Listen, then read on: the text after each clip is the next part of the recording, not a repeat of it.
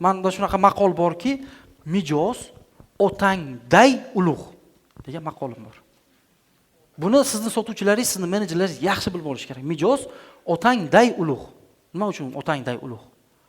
Otamiz ulug'. Endi bu maqolni ozgina buzganman. Ana nima edi? Ustoz otangday ulug' edi-yu. Nima uchun mijoz otangday ulug' degan maqol chiqdi? Chunki sizning biznesingiz, daromadingiz, oilangizni boqishingiz, xotin bola chaqalarni nafaqasini berishingiz, ota-onangizga rahm qilishingiz, miskin bechoralarga pul ajrata olishingiz, ehsonlaringiz hammasi xodimlaringizni ish bilan ta'minlab, ular ro'zg'orini qaynatishi, o'sha qozon qaynashi ro'zg'orida kim sababchi? Mijoz. Agar mijoz, bilinglar, mijoz o'z shunaqa davrdaki, o'z davri shunaqaki, mijoz sizni ishdan haydashi mumkin. Nima degani mijoz ishdan haydashi mumkin? Prosta sizdan sotib olmaydi, bo'ldi. Siz ishdan bo'shadingiz.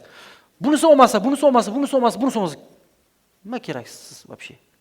Shuning uchun mijoz qadrini bilishimiz kerak va mijoz sabab siz mana bu ulug' ishlarni qila olyapsiz. Kompaniyangizni rivojlantirib, xalqimizni sifatli mahsulotlar bilan ta'minlay olyapsiz.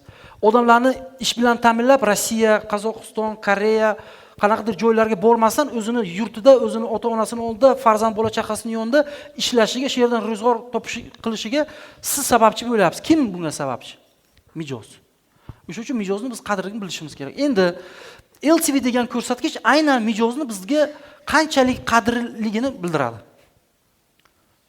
Moddiy faqat holatda, pul bilan o'lchagan holatda.